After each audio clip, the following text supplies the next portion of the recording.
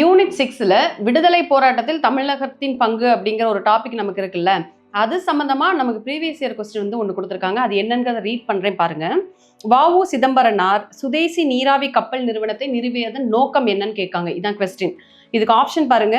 இந்திய வாணிபத்தை வளர்க்க, கப்பல் கட்டும் இடத்தை மேம்படுத்த, கடல் போக்குவரத்தில் ஆங்கிலேயரின் ஏகாதிபத்தியத்திற்கு சவால் விடுக்க, அடுத்து என்னது, குறைந்த கட்டணத்தில் பயணிப்பவர்களுக்கு சேவை செய்திட.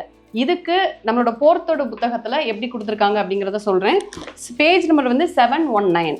இதுல 1906 வ.உ. சிதம்பரம் ஆங்கிலேயரின் கடற்பயண முற்றுரிமைக்கு எதிராக சுதேசி கப்பல் கம்பெனி ஒன்றை ஏற்படுத்தும் கருத்தை வெளிப்படுத்திய போது தமிழ்நாட்டின் சுதேசி இயக்கம் தேசியத்தின் கவனத்தை பெற்றது. இதை பார்க்கும்போதே நமக்கு தெரிஞ்சிருச்சா ஆன்சர் என்னது? கடல் போக்குவரத்தில் ஆங்கிலேயர்களின் ஏகாதிபத்தியத்திற்கு சவால் விடுக்க. இதுதான் வந்து சரியான விடை.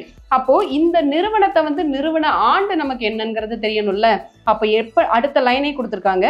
அக்டோபர் 16, 1906 இந்திய கம்பெனி சட்டம் 1882 படி வ.உ.சி. சுதேசி கப்பல் எனும் கூட்டுப்பங்கு நிறுவனத்தை பதிவு செய்தார். யாரு? வ.உ.சி. பதிவு செய்தார். அதுக்கு எவ்வளவு முதலீடு அப்படின்னு பார்த்தீங்கன்னா 10 லட்சம் முதலீடு 40,000 பங்குகளாக பிரிக்கிறாங்க. அப்போ ஒரு பங்கை எவ்வளவா பிரிச்சு, ஒரு இந்தியருக்கு ஒரு பங்கு எவ்வளவுக்கு கொடுக்காங்கன்னு பார்த்தீங்கன்னா 25 ரூபாய்க்கு வந்து கொடுக்குறாங்க. இது சம்பந்தமா இந்த பேஜ்ல வந்து நிறைய ஃபேக்ட் வந்து கொடுக்கப்பட்டிருக்கு.